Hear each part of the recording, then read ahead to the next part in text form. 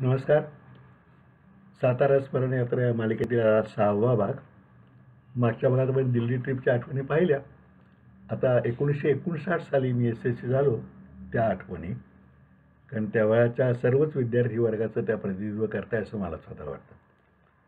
सध्या 10वीची परीक्षा म्हणजे शालांत परीक्षा म्हणजे SSC बोर्डाची परीक्षा झाली आहे.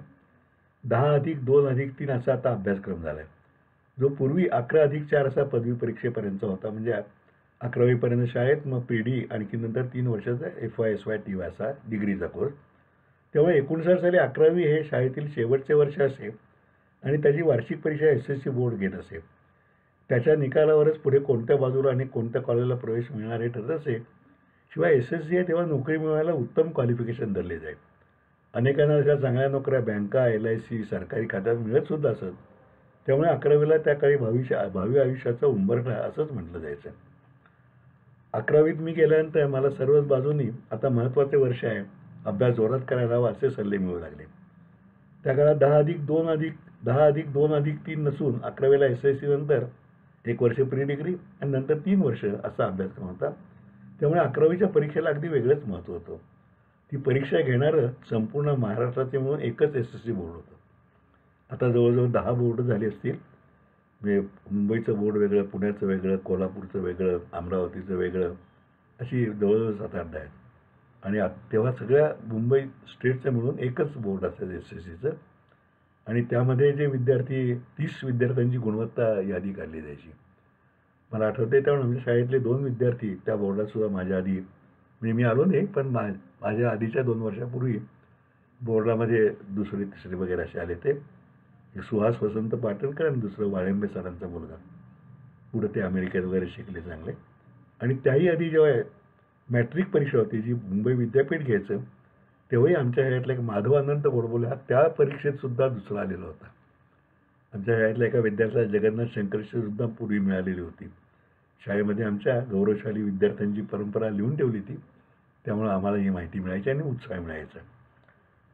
आणि तेव्हाची आता माझ्या वेळची 59ची जी SSC होती ती ऑब्जेक्टिव्ह नसून सब्जेक्टिव्ह होती. त्यामुळे मोकळ्या जागा भरा, चूक किंवा बरोबर सांगा असले प्रश्न असत. खुणा करा, गोल करा वगैरे. त्यामुळे पेपर फुटीची भानगडी नव्हती. निकाली खूपच कडक, साधारणपणे 40% असा वगैरे निकाल लागायचा. म्हणजे मला वाटतं पुढे मी LLBला होतो त्या 1 वर्ष बोर्डात निकाल 31% लागला. तर माझ्याबरोबर एक मुलगा मित्र होता, तो म्हणायला बरं झालं तेव्हा SSC झालो, या 31% काय आपण सुटलो नसतो. थोडक्यात त्या SSCचं महत्त्व वेगळं होतं. मार्कांची लयलूट नसल्याने बोर्डात पहिला येण्याला सुद्धा आत्तासारखे 98-99% मार्क मिळायचे. ते 80, 82, 83% म्हणजे तो बोर्डात जवळजवळ पहिला येत असा. संपूर्ण राज्यात पहिल्या 30 विद्यार्थ्यांची गुणवत्ता यादी प्रसिद्ध होईल आणि त्या यादीत येणाऱ्या विद्यार्थ्यांचा मान खूपच मोठा असेल. त्यांना कायम बोर्डात आलेलं आहे असं गौरवलं जायचं. मी पुढे कॉमर्सला जाणारे वडिलांनी निश्चित केले असल्याने आणि आपण पहिल्या 30त वगैरे येणार नाही ही मला पक्की खात्री असल्याने 11वीला अभ्यासाचा मला तसा ताण वाटत नव्हता. त्या काळी क्लासेससारखे फॅड वाढले नव्हते. क्वचित काही चांगले शिक्षक ओळखीच्या 7-8 मुलांना शिकवत असत. आमच्या शाळेतील गोरा वर्तक सर सायन्स आणि गणित उत्तम शिकवीत. ते भाऊकांच्या परिचयातले होते आणि त्यांच्या पत्नी सौ वर्तक काकू सामाजिक कार्यकर्ते असून त्यांचा आमच्या आईशी गौरव होता. त्यामुळे थोडेफार मार्गदर्शन असावे म्हणून आईने मला त्यांच्या क्लासला जायला सांगितले. त्यांचा क्लास आमच्या शनिवार पेठेतच त्यांच्या घरातच चाले. तळमजल्यावर स्वयंपाकघर आणि खोली होती आणि माडीवरच्या हॉलमध्ये क्लास चालायचा. सकाळी 6 ते 7 सायन्स आणि इंग्लिश हे 2 विषय ते शिकवत. आम्ही साधारणच विद्यार्थी आज बॅचला असायचो. अतिशय घरगुती स्वरूपात तो क्लास खरं म्हणजे शिकवणीच चालायची. 6:30च्या सुमारास खालून काकू बेल वाजवत. ती बेल वाजणे ही चहा झाल्याची खूण असे. मग सर आम्हाला एखादे गणित घालून खाली चहा प्यायला जात. तेवढ्या वेळात गणित सोडून आमच्या टिवल्या बावल्या चालत त्या सर परत येईपर्यंत. चांगल्या प्राध्यापकांचा जो गुण असतो ना, त्या वर्तक सर थोडे विसरळ होते. आमच्या बॅचमधल्या 2 मुलांना तुम्हाला मागच्या वर्षी पाहिल्यासारखं वाटतंय असं विचारे. तेव्हा ते दोघे आम्ही तयार होते.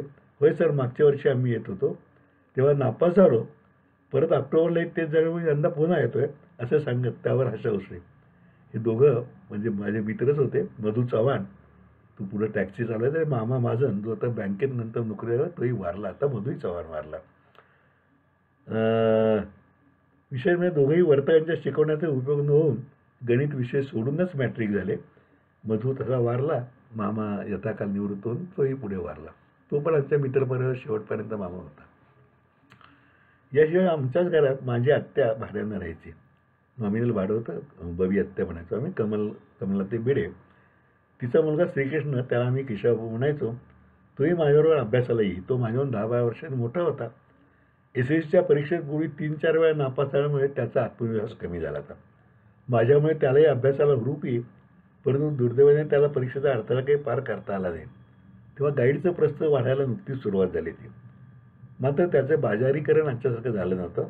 त्यामुळे अनेक मातब्बर आणखी मान्यवर मंडळीसुद्धा गाईड लिहिण्यात कमीपणा मानायची नाही. त्यांची गाईड खरोखरीच त्या विषयाचे सर्वांगीण मार्गदर्शन करणारे असत. ज्येष्ठ लेखिका शांताबाई शेळके यांचं मराठीचं, प्राध्यापक माका देशपांडे यांचे, तसेच प्राध्यापक BD सत्तेगिरी यांची इंग्लिशची गाईड्स उत्तम होती आणि विद्यार्थी प्रिय होती. या सगळ्याकडे आणि शाळेतल्या शिक्षणाच्या दर्जाशिवाय विद्यार्थी केवळ मार्कवंतापेक्षा गुणवंत होत होता हे निश्चित. बोर्डाच्या परीक्षेआधी शाळेची प्रिलिमिनरी परीक्षा असे, जिला फॉर्म परीक्षा म्हटलं जायचं. त्या परीक्षेत बऱ्यापैकी मार्क मिळवले तरच विद्यार्थ्याला बोर्डाचा परीक्षेचा प्रवेश फॉर्म बोर्डाकडे पाठवला जाईल व त्यांनाच बोर्डाला परीक्षेला बसण्याची परवानगी असेल. या पद्धतीमुळे 1-2% विद्यार्थ्यांचे फॉर्म नाकारले जाऊन त्यांना परीक्षेला बसता येत नसे. अर्थात अशांच्यासाठी मार्चच्या परीक्षेत नापास होणाऱ्यांसाठी ऑक्टोबरमध्ये पुन्हा परीक्षा असे. त्यामुळे अभ्यासातील मागास, म्हणजे अभ्यासात मागे असलेल्या विद्यार्थ्यांना काय आषाढी कार्तिकीप्रमाणे मार्च-ऑक्टोबरच्या वाऱ्या चालल्या आहेत काय असं विचारलं जायचं. परीक्षेच्या तारखेपूर्वी बोर्डाकडून परीक्षेचे प्रवेशपत्र, ज्याला सध्या हॉल तिकीट म्हणतात ना, ते येईल. त्यावर परीक्षेचे केंद्र आणि विद्यार्थ्यांचा परीक्षा नंबर असेल. परीक्षा मार्च महिन्यात तर निकाल मे महिन्याच्या अखेरीस असेल. त्यामुळे हा नंबर लक्षात राहावा म्हणून अनेकदा घरातील भिंतीवर किंवा तुळईवर लिहून ठेवला जात असे. प्रत्यक्ष परीक्षासुद्धा आजच्यासारखी 10-15 दिवस चालली नसे. रोज 11 ते 2 पहिला पेपर, 3 ते 6 दुसरा पेपर असे. त्यामुळे 7 मुख्य विषयांची परीक्षा 3.5 दिवसात संपेल. परीक्षेच्या वेळी विद्यार्थ्याला तहान लागली तर जागेवरच पाणी आणून देण्यासाठी 9वी-10वीतील मुलांना नियुक्ती केली जाईल. त्यासाठी अर्ज मागून मुलं घ्यायचे. त्यांना रोज ₹2 मानधन मिळायचं. अनेक गरीब विद्यार्थी हे काम करून कुटुंबाला हातभार लावत. माझ्या अशाच एका मित्राबरोबर 1 वर्ष मी सुद्धा 3 दिवस असं कामाला गेलो होतो आणि श्रमाचे मोल वाईट व्हावं आणि कोणत्याही कामाची लाज वाटू नये हे दोन्ही धडे मी त्यातनं शिकलो. मित्राचं नावे सांगतो, प्रसाद भावे. भावे सुपारी हात झाली पुढं मोठा उद्योग केला तो प्रसाद भावे. ती गरिबीची परिस्थिती होती तेव्हा. तो जायचा, ते एकट्याला जायचं, तो चल मी येतो बरोबर. आम्ही दोघंही त्या पाणी द्यायच्या कामाला होतो. माझी SSC परीक्षा सुरळीतपणे पार पडली. त्या परीक्षेच्या शैक्षणिक जीवनात महत्त्व असल्यामुळे अनेकांचे पालक विद्यार्थ्यांना सोडायला येत. शिवाय मधल्या सुट्टीच्या एका तासात घरून काहीतरी खायला किंवा दूध चहा वगैरे घेऊन येत असत. केंद्राच्या आवारातच ते घेऊन विद्यार्थी पुढच्या पेपरला बसत. माझ्या बाबतीत शाळा घराच्या जवळच असल्याने आणि एकूणच मुलांनी बघावे असा आमच्या घरचा दंडक असल्याने हा प्रश्नच होता. पहिला पेपर झाला की मधल्या बोळातनं घरी यायचं, काहीतरी करून परत दुसऱ्या पेपरला जात असे. अशा सहजपणे माझी परीक्षा संपली. पेपर चांगले गेल्याने आणि दुसऱ्या बाजूला आपण बोर्डात वगैरे येणार नाही याची पक्की खात्री असल्याने कोणताही ताणतणाव नव्हता. जवळजवळ 2.5 महिन्याची आता सुट्टी होती आणि तिचे काय करायचे एवढाच प्रश्न होता. त्या प्रदीर्घ सुट्टीचे दिवस वाया घालवण्याऐवजी त्याचा सदुपयोग करणे आवश्यक होते. आमच्या पिढीला इंग्लिश विषयाचे शिक्षण 8व्या इयत्तेपासून सुरू झाले. म्हणजे ज्याच्या घरात शैक्षणिक पार्श्वभूमी नाही असा विद्यार्थी 8वीत गेल्यानंतर पहिल्यांदा ABCD अशी इंग्रजी मुळाक्षरे शिकायला सुरुवात करी. त्यामुळे SSC झाला तरी त्याच्या इंग्लिश कच्चेच राहायचे आणि पुढील कॉलेज शिक्षणात आणि त्यानंतरच्या जीवनातही तो मोठा अडथळा ठरत असे. सुदैवाने मला 8वीपूर्वी घरी इंग्लिशचे थोडे बहुत शिक्षण मिळाले होते. त्यामुळे 8वी ते 11वीमधला इंग्लिश विषय बऱ्यापैकी समजला होता. पण तरीही ते ज्ञान भावी जीवनासाठी अपुरे असल्याची जाणीव होते. यामुळे या सुट्टीत ती उणीव भरून काढायची असे मनात होते. नक्की त्यासाठी कोणाचे मार्गदर्शन घ्यावे अशी चौकशी केल्यावर नुकतेच निवृत्त झालेले ज्येष्ठ आणि आदरणीय शिक्षक माधवराव गोडबोले यांचे नाव अनेकांनी सुचवले. भाऊकांची आणि त्यांची ओळख असल्यामुळे भाऊकांनी त्यांच्याकडे शब्द टाकला आणि त्यांच्याकडे रोज दुपारी 2 ते 6 जायचं निश्चित झालं. दुपारच्या वेळेचा असा सदुपयोग ठरल्यावर सकाळी काय करावे हा प्रश्न राहिला. भाऊकांचं ऑफिस घरातच सकाळी 7ला सुरू होत असे. त्यांच्या मराठी आणि इंग्लिश पत्राचे डिक्टेशन घेऊन ती टाईप करण्याचं काम पूर्वी मी अधूनमधून करीत असे. सुट्टीच्या काळात ते काम आणि फायलिंग आणि स्टेटमेंट तयार करणे व इतर कामे 7 ते 9 या वेळेत करावी असे भाऊकांनी सांगितले. त्यामुळे तो वेळ गुंतला गेला. भाऊकांचे भाऊसाहेब जोग म्हणून घनिष्ठ मित्र होते. रोज सकाळी फिरून येताना ते आमच्याकडे भाऊकांचा आणि त्यांचा अर्धा कप चहा आणि 15-20 मिनिटे गप्पा होत. आम्ही मुले त्यांना जोग काका असेच म्हणत असू, कारण ते आणि त्यांच्या पत्नी जवळजवळ आमच्या कुटुंबाचे घटक असल्याप्रमाणे होता. त्यांचे मॉडर्न केमिस्ट या अतिशय लोकप्रिय असलेले केमिस्ट शॉप होते. त्यांच्या दुकानात 9:30 ते 12 असे जाऊन त्यांना मदत करावी. त्यामुळे कामाची सवय लागेल, लोकांशी कसे बोलावे व कसे वागावे हे कळेल असे त्यांनी सांगितले. ते आम्हा मुलांशीसुद्धा मित्राप्रमाणे वागत. अनेकदा एखाद्या गोष्टीची भाऊकाकांच्याकडून परवानगी काढायची असली तर आम्ही भाऊसाहेबांनाच गळ घालत असू. त्यामुळे त्यांचं सांगणं योग्य होतं आणि अशा तऱ्हेने संपूर्ण सकाळी काढणी लागायची ठरलं. माधवराव गोडबोले सर साताऱ्याच्या पश्चिम टोकाला गाऱ्याच्या गणपतीसमोर राहत. पुढे ओसरी आणि मागे 2 खोल्या असे त्यांचे छोटे पण टुमदार घर होते. घरासमोर मोठे पिंपळाचे झाड आणि त्याला बांधीव पार होता. सरांची उंची बेताची. बाहेर वावरताना धोतर कोट टोपी असा त्यांचा वेश असे आणि घरात राजापुरी पुंच्या आणि वर कधी शर्ट तर कधी उघड्या अंगाने असे ते शिकवे. ओसरीवर किंवा फार उकाडा असला तर चक्क बाहेरच्या पिंपळाच्या पारावर आमची शिकवणी चाले. पहिल्या दिवशी त्यांनी सांगितल्याप्रमाणे तरखडकर मालेची 1 ते 3 ही पुस्तके, पेन आणि मोठी वही घेऊन मी गेलो. गेल्यावर त्यांनी एक पाटी पेन्सिली माझ्या हातात दिली आणि सांगितले, सर्वच गोष्टीसाठी वहीची आवश्यकता नाही. बऱ्याच वेळा पाटीवर लिहिणे उपयुक्त आहे. आणि मग इंग्रजी ग्रामरच्या मूलभूत शिकण्यापासून सुरुवात झाली. वाक्यरचना, तिन्ही काळ, त्या प्रत्येक तिन्ही प्रकार, शब्दसंग्रह असे होऊन तरखडकर मालेची 3ही पुस्तके पूर्ण झाली. त्यानंतर मग शुद्धलेखन, डिक्टेशन, सारांश लेखन झाले. त्यानंतर इंग्रजी वाङ्मयातील चांगल्या ग्रंथांचे वाचन आणि त्यातील अचूक शब्दोच्चार घटवून झाले. त्यातील निवडक उतारे आधी पाटीवर आणि पुढे वहीवर लिहून झाले. शिकवणी रोज 2 ते 6 आणि कधी 6:30 पर्यंत चाले. सुट्टी तर नव्हतीच, पण कधीतरी ते गृहपाठी देत तो रात्री तासभर पुरत असे. त्यांचे शिकवणे मुळापर्यंत जाऊन विद्यार्थी तयार करणारे उत्तम प्रकारचे असे होते. मीही पुढील आयुष्याचा पाय समजून मनापासून शिकत होतो. त्यामुळे त्या 2.5 महिन्यात इंग्रजी लिहिण्या बोलण्याचा मला पूर्ण आत्मविश्वास झाला आणि तो पुढे आयुष्यभर उपयोगी पडला. शिकवणीचा कालावधी संपल्याने त्यांनी फी तर घेतली नाहीच, उलट मलाच त्यांच्यावरचे जुने रेन अँड मार्टिनचे ग्रामरचे पुस्तक बक्षीस म्हणून दिले आणि ह्याचा अभ्यास करत जा म्हणून सांगितले. असे गुरु आता कुठे भेटणार आणि त्यांचं गुरु ऋण आपण तरी कसे फेडणार हा प्रश्न मला नेहमी पडत आलेला आहे. सकाळच्या मॉडर्न केमिस्टमधील उमेदवारीमुळे मला औषधांची माहिती झाली.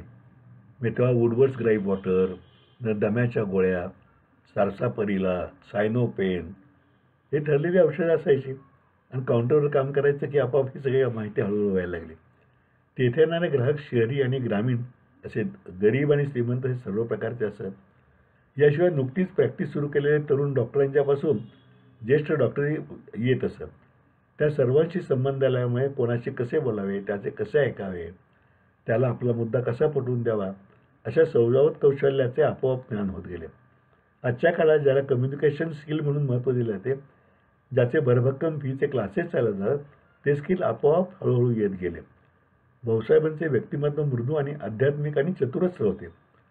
मोटारसायकल दुरुस्ती, होमिओपॅथी, फार्माकॉलॉजी, त्याचबरोबर फोटोग्राफी या सगळ्यात ते पारंगत होते. होमिओपॅथीच्या व्यासंगामुळे त्यांच्याकडे अनेक पेशंट आहेत.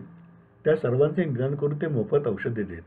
एकदा तुम्ही मोफत का देत असे मी धाडसाने विचारल्यावर त्यांनी सांगितले, मी पूर्वी सिगारेट ओढत होतो, त्यावर बराच खर्च होत असे. निग्रहाने ती सोडल्यावर वाचणाऱ्या पैशातून हा मी सदुपयोग करतो. अनेक नवीन डॉक्टर एखाद्या पेशंटबाबत त्यांचे मार्गदर्शनही घेत असतात. मेहरबाबांच्या तत्त्वज्ञानाचा त्यांच्यावर प्रभाव होता.